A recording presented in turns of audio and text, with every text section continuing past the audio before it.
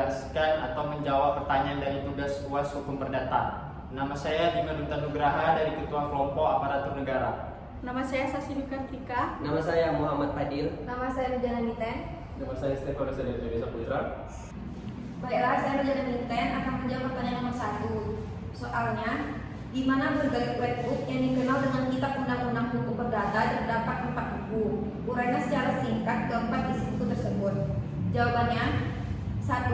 Buku pertama mengatur tentang orang sebagai subjek hukum, hukum perkawinan dan hukum berkeluarga. BW mengatur hukum keluarga sebagai bagian dari buku 1, hukum badan pribadi, dengan alasan bahwa di dalam hukum keluarga terdapat hubungan-hubungan yang mempengaruhi kecakapan bertindak dari subjek yang hak atau person. Buku kedua mengatur mengenai benda sebagai objek, hak manusia dan juga mengenai hak kebendaan. Benda dalam pengertian yang meluas merupakan segala sesuatu yang dapat dihaki atau dimiliki oleh seseorang. Sedangkan dari hak kebendaan adalah suatu hak yang dimiliki seseorang. Sedangkan maksud dari hak kebendaan adalah suatu hak yang memberikan kekuasaan langsung atas suatu benda yang dapat dipertahankan kepada pihak ketiga. Buku kedua tentang benda pada saat ini telah banyak berkurang, yaitu dengan telah diaturnya secara terpisah hal-hal yang berkaitan dengan benda. Dalam hal telah diatur secara terpisah oleh suatu peraturan perundang-undangan, maka dianggap pengaturan mengenai benda di dalam BW dianggap tidak berlaku. Buku ketiga tentang perikatan ini mengatur tentang hak dan kewajiban yang terbit dari perjanjian, perbuatan melanggar hukum, dan peristiwa-peristiwa lain yang menerbitkan hak dan kewajiban perseorangan. Buku ketiga bersifat tambahan, sehingga terhadap beberapa ketentuan apabila disepakati secara bersama oleh para pihak, maka mereka dapat mengatur secara berbeda dibandingkan apa yang diatur di dalam BW. Sampai saat ini tidak terdapat suatu kesepakatan bersama mengenai aturan mana saja yang dapat didampingi, disimpani, dan diatur aturan mana yang tidak dapat disimpani. Namun demikian, secara logis yang dapat disampingi adalah aturan-aturan yang mengatur secara khusus. Misal, waktu pengalihan barang dalam jual beli, eksekusi terlebih dahulu, harga penjaminan ketimbang harga si berhutang. Sedangkan aturan umum tidak dapat disimpani. Misal, syarat sahnya perjanjian, syarat pembatalan perjanjian. Buku keempat mengatur tentang pembuktian dan daluarsa. Hukum tentang pembuktian tidak saja diatur dalam hukum acara, namun juga diatur di dalam Kitab Undang-Undang Hukum Perdata. Di dalam buku keempat ini diatur mengenai prinsip umum tentang pembuktian dan juga mengenai alat-alat bukti. Dikenal adanya 5 macam alat bukti, yaitu yang pertama surat-surat, yang kedua kesaksian, yang ketiga persangkaan, yang keempat pengakuan, dan yang kelima sumpah. Daluarsa atau lewat waktu berkaitan dengan adanya jangka waktu tertentu yang dapat mengakibatkan seseorang mendapat suatu hak milik, atau juga karena lewat waktu menyebabkan seseorang dibebaskan dari suatu penagihan atau tuntutan hukum. Selain itu, diatur juga hal-hal mengenai pelepasan hak atau requirement, yaitu hilangnya hak bukan karena lewatnya waktu, tetapi karena sikap atau tindakan seseorang yang menunjukkan bahwa ia sudah tidak akan mempergunakan suatu hak.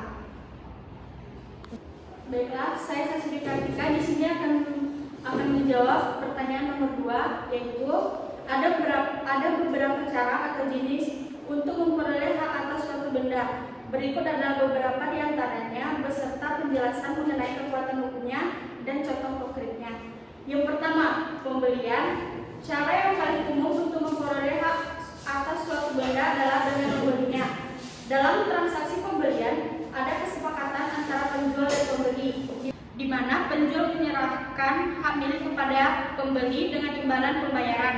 Kekuatan hukumnya adalah pemilik baru memiliki hak eksklusif atas benda tersebut dan dapat menggunakan, menguasai, dan memindahkannya sesuai keinginan. Contoh konkretnya adalah ketika seseorang membeli mobil dari seorang dealer mobil dengan membayar harga yang disepakati, dan kemudian mobil tersebut menjadi miliknya. Yang kedua kedua, warisan. Hak suatu benda juga dapat diperoleh melalui pewarisan. Ketika seseorang meninggal, harta dan benda yang dimiliki dapat diwarisi kepada ahli waris sesuai dengan ketentuan hukum waris yang berlaku. Kekuatan hukumnya adalah ahli waris memperoleh hak atas benda tersebut sebagai pewaris yang sah dan memiliki hak untuk menguasai, menggunakan, dan memindahkan benda tersebut. Contoh konkretnya adalah ketika seseorang meninggal dan meninggalkan sebuah rumah kepada anak-anaknya sesuai dengan surat wasiat atau ketentuan hukum waris yang berlaku.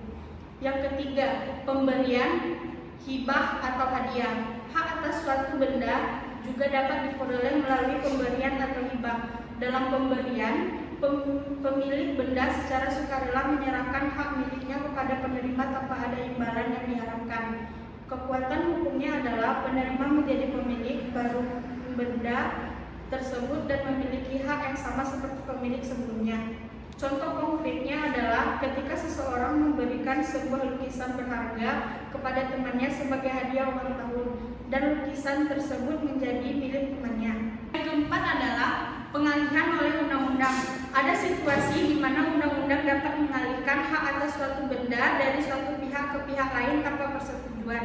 Misalnya, dalam kasus hukum perceraian, undang-undang dapat mengatur pembagian harta bersama antara suami dan istri. Kekuatan hukumnya adalah pihak yang diberikan hak baru akan memiliki hak-hak yang diatur oleh undang-undang. Contoh konkretnya adalah dalam perceraian, pengadilan dapat memutuskan untuk mengalihkan kepemilikan rumah kepada salah satu pasangan yang lebih berhak berdasarkan pertimbangan hukum dan kepentingan anak. Halo, perkenalkan nama saya Yuda. Saya akan menjelaskan sedikit tentang pasal 13-20 Kitab Undang-Undang Hukum Perdata dan pasal 13-38 Kitab Undang-Undang Hukum Perdata yang mengatur tentang syarat sahnya suatu perjanjian. Nah, di dalam pasal 13-20 Kitab Undang-Undang Hukum Perdata, yang pertama kesepakatan mereka mengikat dirinya. Salah satu syarat sahnya suatu perjanjian adalah adanya kesepakatan dari para pihak yang mengikatkan diri. Berdasarkan asas konsensualisme, perjanjian timbul sejak detik kata sepakat tercapai di antara para pihaknya. Nah, contohnya, sepakat untuk menjual barang, ada jenis barangnya, ada harganya, serta cara pembayarannya itu harus disepakati sejak awal. Lalu yang kedua ada kecakapan untuk membuat suatu perikatan. Semua orang pada dasarnya cakap dalam membuat perjanjian, kecuali ditentukan tidak cakap menurut undang-undang. Contohnya, seorang yang belum cukup umur atau orang yang sedang dalam keadaan mabuk tidak cakap untuk membuat perjanjian. Nah, yang ketiga adalah suatu pokok atau isinya. Perjanjian harus memiliki suatu pokok atau isi yang menjadi objek perjanjian. Contohnya, sepakat untuk menjual mobil dengan harga tertentu, suatu sebab atau kuasa yang halal. Perjanjian harus dilakukan atas suatu sebab yang halal. Suatu sebab adalah terlarang apabila dilarang oleh undang-undang atau apabila berlawanan dengan kesusilaan baik atau ketertiban umum. Contohnya yaitu sepakat untuk menjual mobil karena membutuhkan uang untuk keperluan bisnis. Lalu selanjutnya saya akan jelaskan tentang pasal 13-38 Kitab Undang-Undang Hukum Perdata, yaitu semua perjanjian yang dibuat secara sah berlaku sebagai undang-undang bagi yang membuatnya. Dalam pasal ini mengatur bahwa semua perjanjian yang dibuat sesuai dengan undang-undang berlaku sebagai undang-undang bagi mereka yang membuatnya. Contohnya yaitu sepakat untuk menjual mobil dengan harga tertentu, maka perjanjian tersebut berlaku sebagai undang-undang bagi para pihak yang membuatnya. Persetujuan itu tidak dapat ditarik kembali selain dengan kesepakatan kedua belah pihak atau karena alasan-alasan yang ditentukan oleh undang-undang. Persetujuan yang telah dibuat tidak dapat ditarik kembali kecuali dengan kesepakatan kedua belah pihak atau karena alasan yang ditentukan oleh undang-undang. Contohnya, sepakat untuk menjual mobil dengan harga tertentu, maka persetujuan tersebut tidak dapat ditarik kembali kecuali itu tadi dengan kesepakatan kedua belah pihak. Selanjutnya, kontrak harus dilaksanakan dengan itikat baik, yaitu kontrak harus dilaksanakan dengan itikat baik. Contohnya seperti sepakat untuk menjual mobil dengan harga tertentu, maka kontrak tersebut harus dilaksanakan dengan itikat baik. Semua persetujuan yang dibuat sesuai dengan undang-undang yang berlaku sebagai undang-undang bagi mereka yang membuatnya. Semua persetujuan yang dibuat sesuai dengan undang-undang berlaku. Contohnya, sepakat untuk menjual mobil dengan harga tertentu, maka persetujuan tersebut harus berlaku sebagai undang-undang bagi para pihak yang membuatnya, yaitu kedua belah pihak. Terima kasih. Sekian. Baiklah, pada kali ini saya akan menjawab pertanyaan nomor 4. Adapun pertanyaannya, hal-hal yang dapat menyebabkan hapusnya perikatan menurut pasal 1381 KUH Perdata, yaitu yang pertama itu pembayaran. Pembayaran ini tidak harus dipenuhi oleh debitur atau pihak yang berhutang, tapi bisa dipenuhi oleh pihak ketiga yang tidak mempunyai kepentingan sepanjang pihak ketiga itu bertindak atas nama dan untuk melunasi hutang debitur sebagaimana ditegaskan dalam pasal 1382 KUH Perdata. Tiap perikatan dapat dipenuhi oleh siapapun yang berkepentingan, seperti orang yang turut berhutang atau penanggung hutang. Suatu perikatan bahkan dapat dipenuhi oleh pihak ketiga yang tidak berkepentingan, asal pihak ketiga itu bertindak atas nama dan untuk melunasi hutang debitur, atau asal ia tidak mengambil alih hak kreditur sebagai pengganti jika ia bertindak atas nama sendiri. Adapun yang kedua, penawaran pembayaran tunai diikuti dengan penyimpangan atau penitipan. Jika kreditur menolak pembayaran dari debitur, maka debitur berhak melakukan penawaran pembayaran tunai atas utangnya tersebut. Dan apabila kreditur menolaknya, maka debitur melanjutkan pembayaran tersebut di pengadilan negeri. Penawaran pembayaran yang diikuti penitipan pembayaran di pengadilan negeri tersebut berlaku sebagai pembayaran bagi debitur dan membebaskan debitur dari hutangnya, asal penawaran itu sesuai dengan undang-undang dan apa yang dititipkan di pengadilan negeri sebagai pembayaran tersebut atas tanggungan kreditur. Adapun yang ketiga, pembaruan hutang. Terkait pembaruan hutang sebagai salah satu sebab hapusnya perikatan, merujuk pada pasal 1413 KUH Perdata, terdapat 3 macam pembaruan hutang, yaitu pembaruan objek hutang, yaitu apabila antara debitur dan kreditur membuat perikatan hutang baru untuk menggantikan hutang lama yang dihapuskan dengan adanya perikatan hutang baru tersebut. Pembaruan debitur yaitu apabila seorang debitur baru ditunjuk untuk menggantikan debitur lama yang dibebaskan oleh kreditur. Dan pembaruan kreditur yaitu apabila seorang kreditur baru yang ditunjuk untuk menggantikan kreditur lama yang telah membebaskan debitur. Adapun yang keempat itu perjumpaan hutang atau kompensasi. Pasal 1425 KUH Perdata mengatur jika dua orang saling berhutang satu pada yang lain, maka terjadilah antara mereka suatu kompensasi dengan mana hutang-hutang antara kedua orang tersebut dihapuskan dengan cara dan dalam hal-hal yang akan disebutkan sesudah ini. Pasal ini menerangkan tentang adanya saling penghapusan hutang. Jika dua orang saling berhutang antara satu dan yang lain, misalnya A berhutang kepada B dan B berhutang kepada A masing-masing Rp100.000. Apabila kedua hutang tersebut telah jatuh tempo, kedua hutang tersebut menjadi hapus. Jadi tidak perlu ada formalitas bahwa A dulu membayar kepada B, kemudian B juga membayar kepada A, baru hutang keduanya hapus. 5.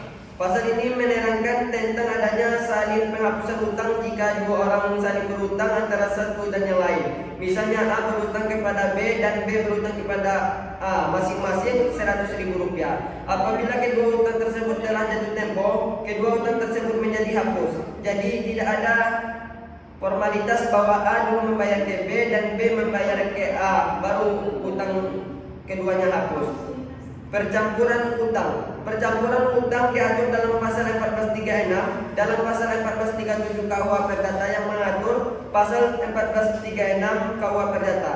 Apabila kedudukan sebagai kreditur dan debitur berkumpul pada satu orang, maka terjadilah demi hukum satu percampuran hutang dengan mana piutang dihapuskan. Pasal 1437 KUH Perdata. 1. Percampuran hutang yang terjadi pada debitur utama berlaku juga untuk keuntungan para penanggung hutangnya. 2. Percampuran yang terjadi pada diri penanggung hutang sekali-kali tidak mengakibatkan hapusnya hutang pokok. 3. Percampuran yang terjadi pada diri salah satu Pada debitur, tanggung-menanggung tidak berlaku untuk keuntungan para debitur. Tanggung-menanggung lain hingga terlebih bagiannya dalam utang tanggung-menanggung. Masih dari buku yang sama, terhadap pasal 1436 KUH Perdata, Ahmadi Miru dan Sakapati halaman 146 menerangkan bahwa adanya utang dan piutang berkumpul pada satu orang menimbulkan terjadinya percampuran utang yang menghapuskan piutang tersebut. Misalnya, jika seorang anak meminjam utang uang kepada pamannya sebesar 1 juta dan setelah pamannya yang berbujangan itu meninggal dunia, ternyata anak itu ditunjuk sebagai ahli waris tunggal oleh pamannya dalam sebuah surat wasiat sehingga ia memperoleh semua harta pamannya, termasuk hak untuk menagih piutang pamannya pada diri anak itu sendiri. Disinilah terjadi percampuran utang antara dia sebagai pemilik hak tagih atas piutang almarhum pamannya dan utangnya kepada pamannya. 6. Pembebasan utang. Pembebasan utang diatur pasal 1438 dan sampai 1443 KUH Perdata. Dalam pembahasan utang perlu diperlihatkan bahwa pembebasan suatu utang tidak dipersangkakan tetapi harus dibuktikan. Maksudnya seorang debitur baru dapat dikatakan dibebaskan dari utang jika secara nyata dibebaskan oleh kreditur. Jika hanya tidak ditagih dalam waktu lama, tidak bisa dikatakan dibebaskan dari utangnya. 7. Musnahnya barang yang terhutang. Musnahnya barang yang terhutang diatur dalam pasal 1444 dan pasal 1445 KUH Perdata. Merujuk pada kedua pasal tersebut, dapat disimpulkan bahwa jika barang yang menjadi objek perikatan musnah atau hilang, maka hapuslah perikatan tersebut. Jika memenuhi syarat, musnahlah barang tersebut bukan karena kelalaian debitur. Debitur belum lalai menyerahkan kepada kreditur. Apabila debitur lalai menyerahkan barang yang menjadi objek perjanjian kepada kreditur, asal debitur dapat membuktikan bahwa barang tersebut walaupun telah diserahkan kepada kreditur akan tetap musnah dengan cara yang sama. Perikatan tersebut tetap hapus. Hal ini akan berlaku jika debitur tidak menanggung kejadian-kejadian tak terduga, dan debiturlah yang membuktikan kejadian tak terduga tersebut. Adapun yang ke-8 itu kebatalan atau pembatalan, dan yang terakhir berlakunya suatu syarat batal yang diatur dalam bab ke-1 KUH Perdata. Sekian, terima kasih. Baiklah, nama saya Bima Duta Nugraha. Saya akan menjawab pertanyaan dari nomor 5, yaitu penyelesaian sengketa dalam perikatan dapat dilakukan melalui dua pendekatan utama, yaitu litigasi dan non-litigasi. Non-litigasi terdiri dari beberapa metode seperti negosiasi, mediasi, konsiliasi, dan arbitrase. Berikut adalah penjelasan tentang masing-masing metode penyelesaian sengketa. Yang pertama, litigasi. Litigasi adalah proses penyelesaian sengketa melalui jalur peradilan atau pengadilan. Dalam litigasi, pihak yang terlibat dalam sengketa akan membawa masalah mereka ke pengadilan untuk diselesaikan oleh seorang hakim. Proses litigasi melibatkan berbagai tahapan seperti pengajuan gugatan, pemeriksaan persidangan, presentasi bukti, dan penyelesaian oleh hakim. Keputusan yang dikeluarkan oleh hakim merupakan penyelesaian sengketa yang mengikat bagi kedua belah pihak. Yang kedua, negosiasi. Negosiasi adalah proses penyelesaian sengketa dengan cara berunding secara langsung antara dua pihak yang terlibat. Dalam negosiasi, pihak yang bersengketa berusaha mencapai kesepakatan tanpa melibatkan pihak ketiga.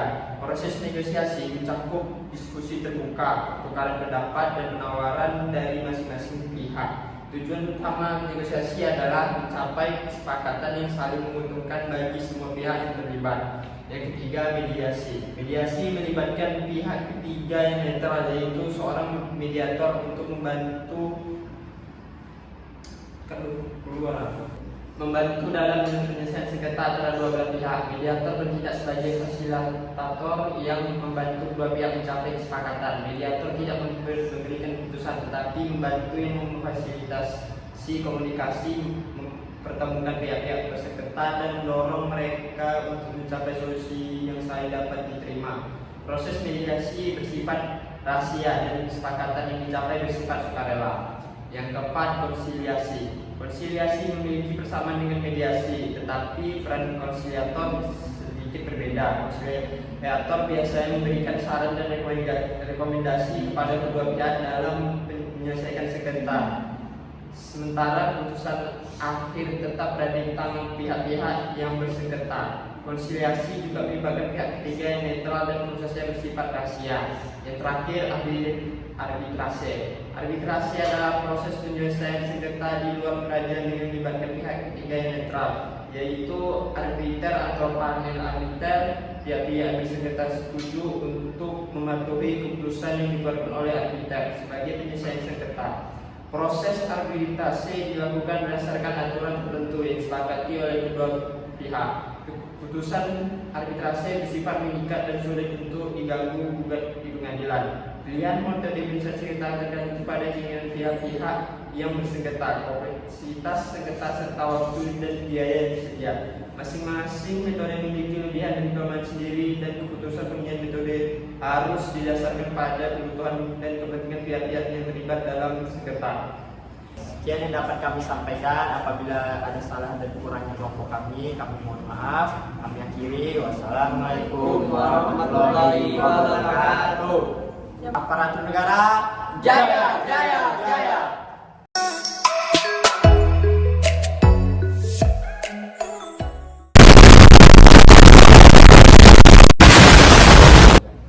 Assalamualaikum warahmatullahi wabarakatuh.